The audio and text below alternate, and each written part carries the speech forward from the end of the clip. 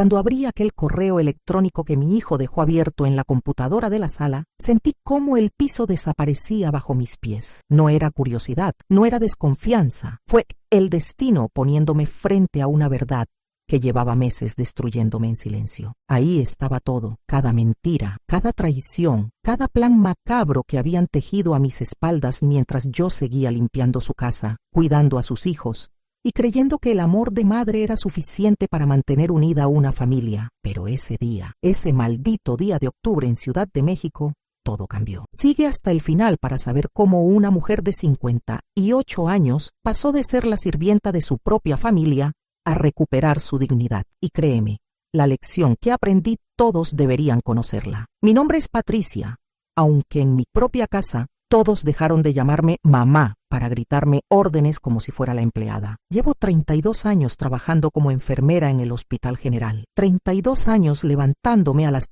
5 de la mañana, tomando 2 camiones para llegar a tiempo al turno de las 7. Crié sola a Rodrigo después de que su padre nos abandonara cuando él tenía apenas 4 años. Ese hombre se fue con una compañera de trabajo y nunca volvió a preguntar por su hijo. Nunca mandó un peso, nunca apareció ni en los cumpleaños ni en las graduaciones. Fui yo quien trabajó doble turno en el hospital para pagarle la escuela privada. Fui yo quien se desvelaba estudiando con él para los exámenes. Fui yo quien vendió las pocas joyas que tenía de mi madre para comprarle su primera computadora cuando entró a la universidad. Rodrigo estudió administración de empresas en una universidad cara del sur de la ciudad. Y yo me sentía tan orgullosa cada vez que lo veía con sus libros, con su mochila de marca, que tanto le había costado conseguir. Mamá, algún día te voy a devolver todo, me decía abrazándome fuerte cuando le entregaba el dinero de la colegiatura. Yo le creía, claro que le creía, porque era mi hijo, mi único hijo, la razón por la que yo respiraba. Conoció a Valeria en su último año de universidad. Ella venía de una familia con dinero, de esas colonias donde las casas tienen rejas altas y los coches son del año. La primera vez que la vi pensé que era bonita, educada, pero había algo en su mirada que me incomodaba, una frialdad que disimulaba con sonrisas perfectas. Mucho gusto, señora Patricia, me dijo extendiendo una mano fría como el hielo. Rodrigo estaba embelesado, completamente cegado por esa muchacha que usaba ropa de marca y hablaba de viajes a Europa como quien habla del clima. Yo traté de advertirle con sutileza, sin querer parecer la suegra entrometida. Hijo, solo asegúrate de que ella te quiera por quien eres, no por lo que puedas darle, le dije una noche mientras cenábamos en nuestra pequeña casa de Iztapalapa. Él se molestó, me dijo que yo era anticuada, que Valeria era diferente, que me estaba dejando llevar por prejuicios. Tragué mis palabras y mis miedos, porque lo último que quería era alejar a mi hijo. Se casaron 2 años después, en una boda que yo pagué, vendiendo el terreno que había heredado de mi abuela en Puebla. Era lo único de valor que me quedaba, pero Rodrigo me rogó. Me dijo que Valeria soñaba con una boda bonita, que sus padres pondrían una parte pero necesitaban ayuda. Es una sola vez en la vida, mamá, me suplicó, con esos ojos que yo nunca pude rechazar. Así que vendí el terreno por 450,000 pesos y se los di completos. La boda fue en un jardín elegante de Coyoacán, con más de 200 invitados que yo no conocía. Me compraron un vestido discreto color beige y me sentaron en una mesa al fondo, junto a tíos lejanos de Valeria que ni siquiera me dirigieron la palabra. Durante la ceremonia, cuando el sacerdote preguntó quién entregaba a los novios, el padre de Valeria se levantó solo del lado de ella, y del lado de Rodrigo nadie se movió. Mi hijo me miró por un segundo, pero luego desvió la vista. Yo me quedé sentada, con las manos apretadas sobre mi bolsa vieja, sintiendo cómo las lágrimas me quemaban detrás de los ojos, pero sin dejarlas salir. Esa noche, cuando todos brindaban y bailaban, yo me fui temprano en taxi porque nadie me ofreció llevarme. ¿Te ha pasado algo parecido? Cuéntalo en los comentarios. Los primeros meses después de la boda fueron extraños. Rodrigo me llamaba menos, siempre con prisa, siempre con excusas. Valeria nunca me invitó a su nuevo departamento en Polanco, ese que habían rentado con el dinero que él ganaba en su trabajo de gerente de ventas. Yo seguía en mi casa de Iztapalapa, sola, llegando cansada del hospital y calentando comida en el microondas. Los domingos llamaba a Rodrigo para invitarlo a comer, como hacíamos antes, pero siempre tenía planes.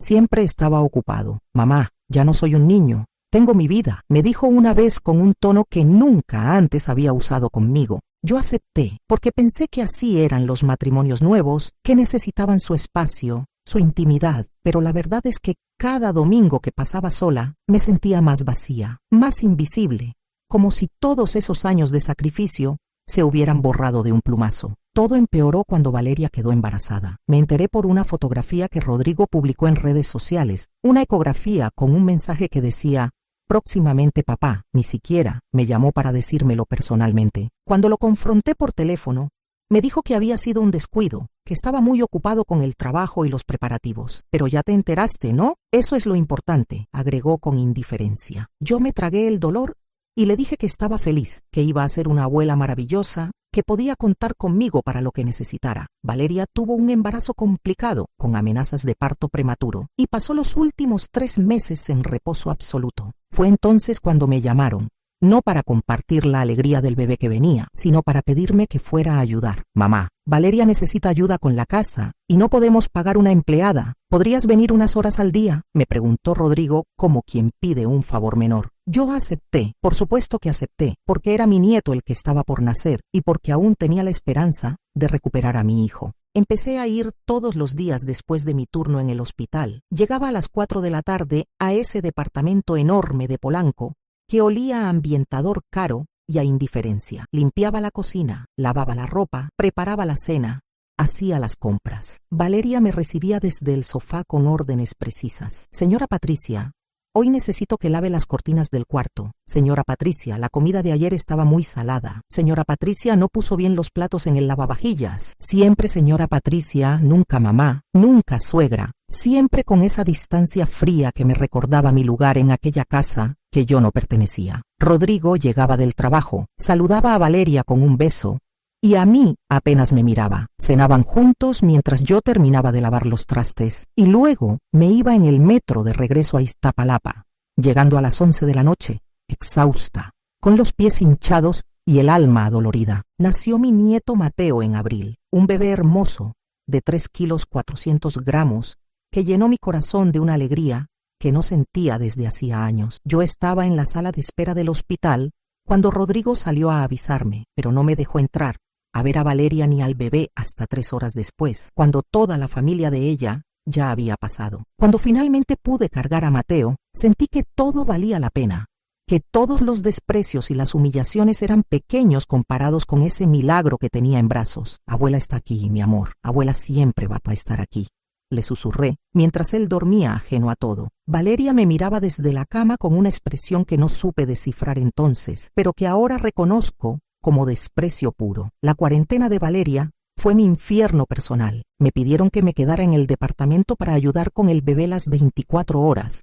Así que llevé una maleta con ropa para una semana. Esa semana se convirtió en 2 meses. Yo dormía en un colchón inflable en el cuarto de servicio, un espacio diminuto que usaban como bodega, entre cajas y artículos viejos. Me despertaba cada 3 horas para calentar la leche de Mateo, porque Valeria decidió no amamantar. Yo cambiaba pañales, bañaba al bebé, lo arrullaba cuando lloraba de madrugada mientras ellos dormían con la puerta cerrada. Durante el día, además del bebé, seguía limpiando, cocinando, lavando montañas de ropa que parecían multiplicarse. Rodrigo y Valeria salían a cenar, iban al cine, visitaban amigos, mientras yo me quedaba cuidando a Mateo. Es que necesitamos tiempo para nosotros, mamá, ¿tú entiendes?, me decía Rodrigo sin una pizca de culpa en la voz. Una noche, mientras limpiaba la cocina después de que ellos se habían ido a dormir, encontré la computadora portátil de Rodrigo abierta sobre la mesa del comedor. La pantalla estaba encendida. Mostraba una cuenta de correo electrónico. Yo nunca he sido de fisgonear, nunca he violado la privacidad de mi hijo, pero algo me hizo detenerme. Quizá fue el cansancio extremo, quizá fue la intuición, esa vocecita interna que llevaba meses gritándome que algo no estaba bien. Vi mi nombre en el asunto de uno de los correos, un mensaje que Valeria le había enviado a Rodrigo 3 semanas atrás. El asunto decía Plan Patricia. Mis manos temblaron cuando moví el mouse y abrí ese correo. Lo que leí me destrozó. Valeria le escribía a Rodrigo con una frialdad calculadora que me heló la sangre. Decía que ya era momento de implementar el plan, que yo ya había servido suficiente durante el embarazo y el posparto, pero que ahora estaba estorbando en su vida de pareja. Describía con detalle cómo debían hacer para sacarme del departamento sin que yo armara un escándalo, cómo Rodrigo debía distanciarse más para que yo captara el mensaje. Pero lo peor, lo absolutamente desgarrador, estaba en el siguiente párrafo. Valeria escribía que habían decidido que cuando Mateo cumpliera 1 año, me prohibirían verlo completamente. Tu mamá es ordinaria, viene de una familia sin educación y no quiero que Mateo crezca con esas influencias, escribió textualmente. Además, ya le sacamos todo el dinero que tenía con lo del terreno y la boda. Ahora solo es una carga. Mis papás pueden ayudarnos con el bebé cuando lo necesitemos. Gente de nuestro nivel. El correo continuaba con más detalles venenosos, pero yo ya no podía leer. Las lágrimas me nublaban la vista y sentía que me ahogaba. Seguí leyendo los correos anteriores en esa conversación. Había docenas, mensajes donde planeaban la boda específicamente para sacarme el dinero del terreno, donde Valeria se burlaba de mi ropa, de mi forma de hablar, de mi trabajo como enfermera. Imagínate, Rodrigo, una enfermera de hospital público.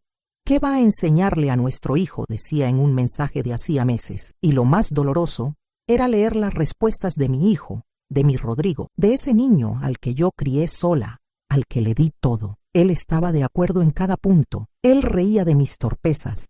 Él sugería formas de mantenerme ocupada para que no molestara en sus planes. Tienes razón, amor. Ya cumplió su función, respondió en uno de los correos. En otro decía, de todas formas nunca tuvo clase. Yo crecí avergonzado de presentar a mis amigos en esa casa de Iztapalapa. Ahora tenemos la oportunidad de darle a Mateo una vida mejor, sin esas influencias. Imprimí todo, cada correo, cada conversación, cada mensaje de odio y desprecio. La impresora hacía ruido en la madrugada, pero yo no me detuve. Saqué 52 páginas que metí en mi bolsa, junto con mis pocas pertenencias. A las 6 de la mañana, cuando Mateo se despertó llorando, fui a su cuarto por última vez. Lo cargué. Le di su leche, lo bañé con cuidado, le puse su ropita favorita, esa que yo misma le había comprado. Perdóname, mi amor, la abuela tiene que irse, le dije besando su cabecita, mientras él me miraba con esos ojos inocentes. Dejé una nota breve sobre la mesa del comedor. Ya no estorbo más en sus vidas, que sean muy felices con su plan. Tomé mis cosas y salí de ese departamento para nunca volver. Si esta historia te remueve, dale like y compártela con alguien que necesita escucharla. Los siguientes días fueron los más oscuros de mi vida. Llamé al hospital diciendo que estaba enferma. No podía trabajar. No podía ni siquiera levantarme de la cama. Lloraba hasta quedarme sin lágrimas. Miraba las fotos de Mateo en mi celular y sentía que me moría. Rodrigo me llamó 2 veces el primer día. Dejó mensajes de voz preguntando dónde estaba, diciendo que Mateo me necesitaba. Yo no contesté. Al tercer día llegó a mi casa golpeando la puerta. «Mamá, abre. ¿Qué es esta tontería? Tenemos al bebé solo y Valeria no sabe qué hacer», gritaba desde afuera. Yo abrí la puerta y lo vi parado ahí, con su ropa cara y su expresión de molestia, como si yo fuera la irresponsable. «Lee esto», le dije entregándole las páginas impresas. Él tomó los papeles confundido y empezó a leer. Vi cómo su cara cambiaba de color, cómo sus manos temblaban sosteniendo la evidencia de su traición. «Mamá, yo puedo explicar. Esto no es lo que parece», empezó a balbucear con esa voz que usaba cuando era niño y lo atrapaban en una mentira. «¿No es lo que parece? ¿De verdad me vas a insultar también con mentiras?», le dije con una calma que no sabía que tenía. «Aquí está todo, Rodrigo, cada desprecio, cada burla, cada plan para usarme y luego tirarme como basura. Y lo peor es que tú, mi hijo, tú estabas de acuerdo». Él intentó abrazarme, pero yo di un paso atrás. «No me toques, no vuelvas a tocarme nunca». Vi algo en sus ojos entonces, quizá vergüenza, quizá miedo, pero ya era demasiado tarde. «Necesito que entiendas que Valeria es mi esposa ahora. Yo tengo que apoyarla», me dijo con voz débil. «¿Y yo qué soy? ¿La que te limpió el trasero cuando eras bebé? ¿La que vendió todo para darte educación? ¿La que trabajó hasta reventarse para que tú tuvieras lo que ese padre miserable nunca te dio?», le grité, finalmente soltando todo el dolor acumulado. Rodrigo se quedó callado, mirando al piso como un niño regañado, pero yo ya no sentía lástima. «Vete de mi casa y no vuelvas», le dije abriendo la puerta. Él se fue, pero regresó 2 días después con Valeria. Ella venía con su cara de inocente, con Mateo en brazos. «Señora Patricia, creo que hubo un malentendido», empezó a decir con esa voz melosa que tanto odiaba. «No hubo ningún malentendido. Leí cada palabra que escribiste sobre mí». La interrumpí sin dejarla continuar con su teatro. «Yo sé exactamente lo que piensan de mí, cómo me usaron, cómo planearon alejarme de mi nieto». Valeria cambió de táctica inmediatamente. Su máscara de dulzura cayó. Pues si ya lo sabes todo, ¿para qué fingir? Sí, usted ya no nos sirve, contenta. Rodrigo merece mejor que una madre que lo avergüenza, dijo, con veneno en cada palabra. Rodrigo intentó calmarla, pero ella estaba lanzada. ¿Sabes qué? Ya no necesitamos nada de ti, pero tampoco vas a ver a Mateo nunca más. Vamos a decirle que su abuela murió. Para él vas a estar muerta. Esas palabras fueron como una puñalada, pero yo ya estaba más allá del dolor. Había entrado en una zona de claridad absoluta. Está bien si eso es lo que quieren, pero quiero que sepan algo, les dije, mirándolos fijamente. Yo guardé cada mensaje, cada correo, cada evidencia de su plan, y si intentan cualquier cosa, si tratan de hacerme quedar mal con alguien, si inventan historias sobre mí, todo esto se va a conocer, en redes sociales, en sus trabajos, con sus familias, con todo el mundo. Valeria palideció. Rodrigo tragó saliva. Eso es chantaje, dijo ella con voz temblorosa. No, eso es protección. Ahora lárguense de mi casa. Se fueron en silencio, llevándose a Mateo, y yo me desmoroné en el piso apenas cerré la puerta. Lloré hasta que no me quedaron fuerzas. Lloré por mi nieto que iba a crecer, pensando que yo estaba muerta. Lloré por el hijo que había perdido. Lloré por todos esos años de sacrificio que terminaron en traición, pero llorar no resolvía nada. A la semana regresé al hospital. Mis compañeras me abrazaron sin hacer preguntas. Ellas sabían que algo terrible había pasado. Mi amiga Luz María, que trabajaba conmigo desde hacía 20 años, me invitó a su casa una tarde. Patricia, cuéntame qué pasó, me dijo mientras tomábamos café en su cocina. Yo le conté todo, desde el principio hasta el final, mostrándole los correos impresos. Ella lloró conmigo. Me abrazó y luego me dijo algo que cambió mi perspectiva. Amiga, tú no perdiste un hijo ni un nieto. Tú te libraste de 2 parásitos que te estaban matando en vida. Ahora tienes la oportunidad de vivir para ti, algo que nunca has hecho. Tenía razón. Toda mi vida había sido para otros, para mi hijo, para mi trabajo, para mantener una casa y una familia que al final no valoraron nada. Empecé a hacer cambios. Primero busqué terapia, algo que siempre había considerado un lujo innecesario, pero que resultó ser mi salvación. La psicóloga me ayudó a entender que yo había puesto toda mi identidad en ser madre, que me había anulado completamente por mi hijo. Poco a poco fui reconstruyéndome, recuperando pedazos de Patricia que habían quedado enterrados bajo 30 años de sacrificio. Me inscribí en clases de baile folclórico, algo que me encantaba de joven, pero que abandoné cuando nació Rodrigo. Empecé a salir con mis compañeras del hospital, a disfrutar de mis días libres en lugar de pasarlos sola esperando una llamada que nunca llegaba. Ahorré dinero y en diciembre me fui una semana a Oaxaca, mi primer viaje en 15 años. Caminé por las calles de la ciudad, probé la comida, compré artesanías y por primera vez en mucho tiempo me sentí viva, completa, sin necesitar validación de nadie. Pasaron 6 meses sin saber nada de Rodrigo ni de Valeria. Yo resistí la tentación de buscarlos en redes sociales, de preguntar por Mateo, porque sabía que eso solo me hacía daño. Pero una tarde de agosto, mientras estaba en el supermercado comprando verduras, me los encontré. Estaban en el pasillo de pañales, Valeria empujando el carrito con Mateo sentado dentro, Rodrigo cargando bolsas. Mateo había crecido tanto, tenía más pelo, estaba más gordito, hermoso como siempre. Mi corazón se detuvo al verlos. Todas las heridas que creía cerradas se abrieron de golpe. Valeria me vio primero, y su cara se transformó en una mueca de disgusto. Rodrigo levantó la vista y palideció. Yo solo los miré, sin decir nada, con toda la dignidad que había recuperado en esos meses. Mateo me miraba curioso, sin reconocerme, y eso fue lo que más dolió. Seguí caminando sin detenerme, sin romperme, sin darles el gusto de verme llorar. Salí del supermercado, llegué a mi coche y ahí sí solté las lágrimas. Pero eran lágrimas diferentes. Eran lágrimas de duelo, pero también de fortaleza. 2 semanas después, recibí un mensaje de Rodrigo por WhatsApp. Era la primera vez que intentaba contactarme desde aquella confrontación en mi casa. El mensaje decía: mamá, necesito hablar contigo. Valeria y yo estamos teniendo problemas. Creo que cometí un error. Yo leí el mensaje varias veces, sintiendo una mezcla de emociones. Una parte de mí, esa parte maternal que nunca se va completamente, quería responder, quería ayudar, quería creer que mi hijo finalmente había reaccionado. Pero otra parte, la parte que había crecido en esos meses de terapia y autodescubrimiento, sabía que esto no era un arrepentimiento genuino, sino una nueva necesidad. Me tomé 3 días para responder, 3 días donde consulté con mi psicóloga, donde medité sobre lo que realmente quería para mi vida. Finalmente le escribí: Rodrigo, yo ya no soy la persona que era hace 6 meses. Ya no voy a estar disponible cada vez que me necesites y luego desaparecer cuando ya no te sirvo. Si quieres hablar conmigo, necesito que sea en terapia familiar, con un profesional presente,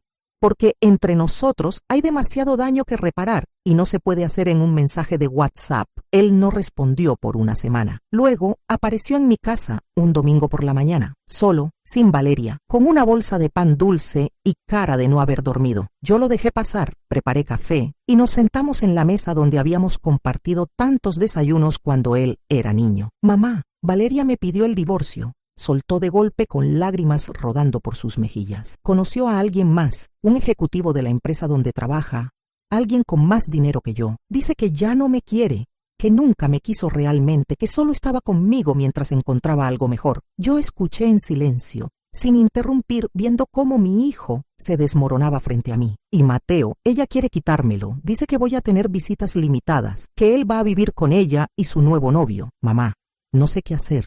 Lo estoy perdiendo todo. Había una parte de mí que quería decirle, te lo dije, que quería recordarle todos los correos donde él estuvo de acuerdo en alejarme, todas las humillaciones que me hizo pasar. Pero mirando a mi hijo roto, llorando como no lo veía desde que era un niño pequeño, entendí que la venganza no me iba a sanar, que el rencor solo me iba a atar a ese dolor para siempre. Rodrigo, lo que tú hiciste conmigo fue imperdonable. Me usaron. Me humillaron, planearon borrarme de la vida de mi nieto. Eso es algo que voy a cargar siempre. Le dije, con voz firme pero no cruel, pero eres mi hijo, y una parte de mí siempre va a amarte a pesar del dolor. Sin embargo, las cosas no pueden volver a ser como antes. Si quieres reconstruir una relación conmigo, tiene que ser desde cero, con respeto, con límites claros y con mucho trabajo de ambas partes. Él asintió entre sollozos, prometiendo que haría lo que fuera necesario, que había aprendido la lección más dura de su vida. Los siguientes meses fueron complicados. Rodrigo empezó terapia individual y eventualmente iniciamos sesiones juntos de terapia familiar. Fue un proceso doloroso, donde él tuvo que confrontar la magnitud de su traición, donde tuvo que escuchar cómo me había hecho sentir cada desprecio, cada humillación. Hubo sesiones donde yo salía llorando, otras donde salía furiosa, pero seguí yendo porque entendí que sanar no es olvidar, sino aprender a vivir con las cicatrices sin que te definan. Valeria cumplió su amenaza, se divorció de Rodrigo y se quedó con la custodia principal de Mateo. Mi hijo tuvo que mudarse de regreso a un departamento pequeño, perdió el estilo de vida al que se había acostumbrado y finalmente entendió lo que era trabajar duro para sobrevivir, sin tener una madre que te respalde económicamente. Yo no regresé a ser la madre disponible 24/7. Establecí límites claros. No iba a limpiar su casa, no iba a cocinarle, no iba a resolver sus problemas económicos. Podíamos vernos para tomar café, para hablar, para reconstruir lentamente una relación, pero desde un lugar de respeto mutuo. En cuanto a Mateo, Rodrigo finalmente logró establecer visitas regulares y después de mucho insistir y con el apoyo del abogado, logró que yo también pudiera verlo. La primera vez que volví a cargar a mi nieto después de casi un año, lloré tanto que él se asustó. Pero poco a poco, en las visitas supervisadas y luego en las salidas al parque, Mateo empezó a conocerme, a llamarme abuela, a pedirme que le leyera cuentos. No éramos la familia que yo había soñado, pero éramos algo nuevo, algo más sano, aunque más fragmentado. Aprendí que el amor de madre no significa ser un tapete donde todos se limpian los pies. Aprendí que establecer límites no es egoísmo, es supervivencia. Aprendí que puedo amar a mi hijo y aún así no permitir que me destruya. Mi vida cambió completamente. Ya no gira alrededor de Rodrigo ni de Mateo. Ahora tengo mis propios proyectos, mis propias amistades, mis propios sueños. Sigo trabajando en el hospital, pero ahora voy a mis clases de baile 2 veces por semana. Planeo un viaje a Yucatán para el próximo año y estoy considerando tomar un curso de fotografía. Hay días donde extraño lo que pudo haber sido, donde me duele no tener la relación de abuela que imaginaba con Mateo, pero luego recuerdo ese correo, esas palabras venenosas, y agradezco haberlo encontrado porque me salvó de seguir siendo invisible en mi propia vida. Rodrigo y yo estamos en proceso de sanar lentamente, con retrocesos y avances. Él entiende ahora que las acciones tienen consecuencias, que no puede deshacer el daño que me causó, pero puede intentar ser mejor persona a partir de ahora. Valeria sigue con su nuevo novio, y según Rodrigo tampoco la trata bien, pero eso ya no es mi problema ni mi preocupación. Me liberé de esa toxicidad, de esa necesidad de ser aceptada por gente que nunca me valoró. Lo más importante es que me reencontré a mí misma, a esa Patricia que existía antes de convertirse solo en mamá, solo en enfermera, solo en proveedora. Tengo 58 años, pero siento que mi vida apenas está comenzando, que todavía hay tiempo para ser feliz, para encontrar paz, para vivir con dignidad y amor propio. Si esta historia te tocó el corazón, comparte para que más personas aprendan que el amor propio no es negociable, que los límites son necesarios y que nunca es tarde para recuperar tu dignidad. Comenta desde qué ciudad nos miras, y si quieres que contemos más historias como esta, suscríbete y activa la campana. Recuerda que ser madre no significa ser mártir, y que el verdadero amor es el que se da con respeto mutuo, no el que te destruye en silencio.